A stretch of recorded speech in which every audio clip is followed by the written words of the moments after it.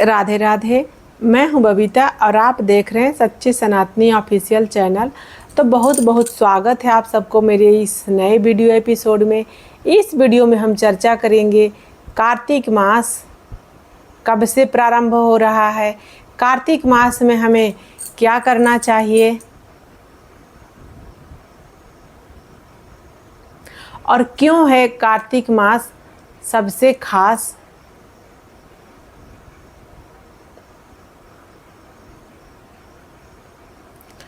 तो कार्तिक मास इस बार 2025 में 7 अक्टूबर से प्रारंभ हो रहा है। तो जितने भी वैष्णव जन हैं वो कार्तिक स्नान करते हैं। ऐसे तो भगवान का हर दिन है, हर मास है, सब भगवान का ही है, परंतु शास्त्रों के अनुसार मान्यता है कि कार्तिक मास में तारों की छाया में, यानी कि जब आकाश में तारा दिखाई देते रहे उसी समय उठ करके स्नान करना चाहिए। तारों की छाया में स्नान करने से अधिक लाभ मिलता है।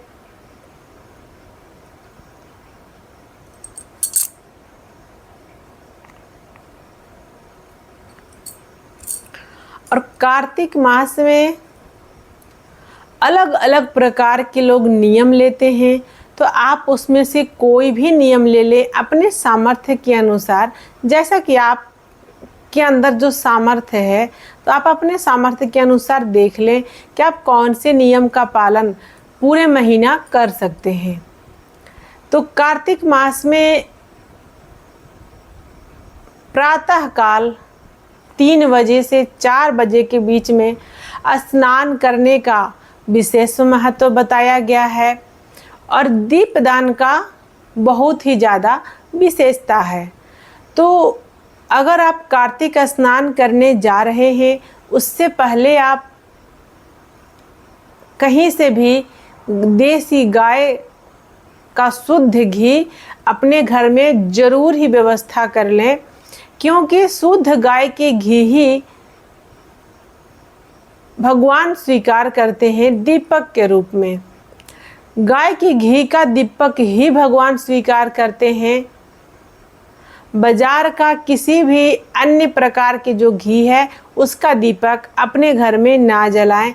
अगर आपके घर में ठाकुर जी विराजमान हैं, तो अगर आप वैष्णव हैं, अगर आप भगवान के भक्त हैं, तो अपने घर में सिर्फ गाय के घी का दीपक जलाया करें। तो कार्तिक मास में दीपदान का अधिक महत्व है। कार्तिक मास में तुलसी सेवा का अधिक महत्व है। तो प्रातः काल उठ करके जब आकाश में तारा रहे उसी वक्त स्नान करें। स्नान करने के बाद तुलसी माँ का सेवा करें, यानी कि तुलसी माँ को जगाएं और तुलसी के बिरवे के नीचे गाय के घी का दीपक जरूर दान करें, यानी जरूर जलाएं। अगर आपके अगल बगल में नज़दीक में गंगा, यमुना, सरस्वती, गोदावरी, कावेरी किसी भी प्रकार का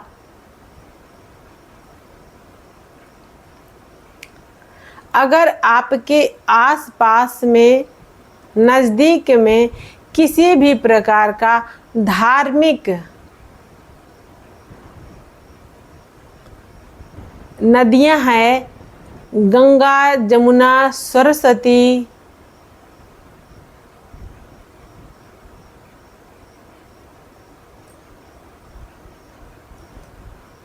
हैं, तो आप उनमें ही जाकर के स्नान करें और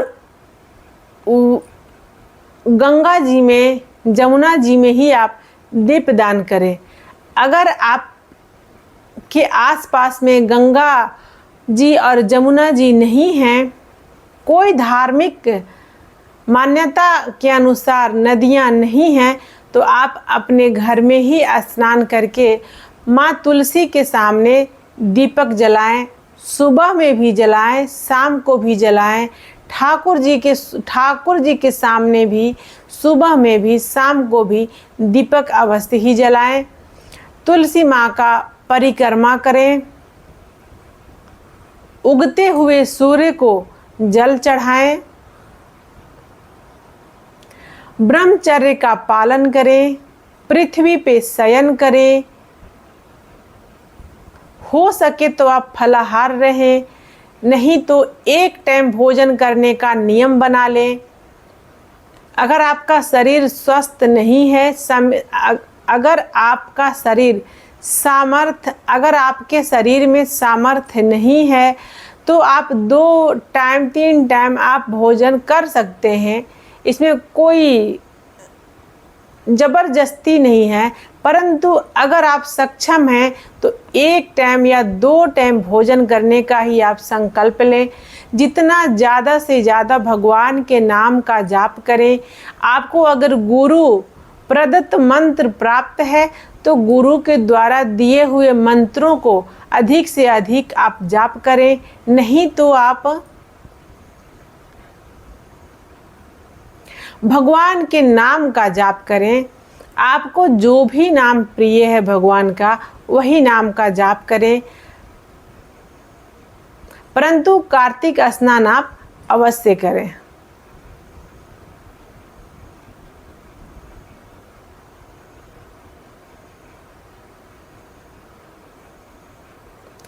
इसको दामोदर मास भी कहते हैं, क्योंकि इसी कार्तिक मास में माँ यशोदा भगवान को रस्सी से उखल में बांधी थी। इसीलिए प्रभु का नाम दामोदर पड़ा। और कार्तिक मास में बांधने के वजह से प्रभु बंधे थे, इसके वजह से कार्तिक मास को दामोदर मास भी कहते हैं।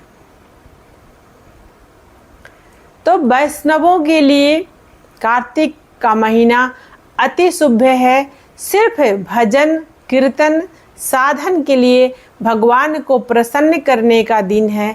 तो बहुत हर्षो उल्लास के साथ पूरे कार्तिक में हमें भजन कीर्तन करना चाहिए। संसार से मन हटा करके प्रभु के चरणों में मन लगाना चाहिए।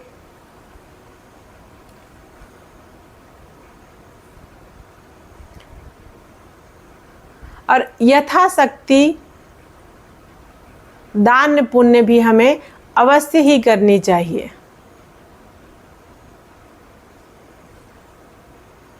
मिलते हैं फिर अगली वीडियो में। जय श्री श्याम, राधे राधे। वीडियो अच्छा लगेगा तो लाइक ज़रूर कीजिएगा। जय श्री राधे।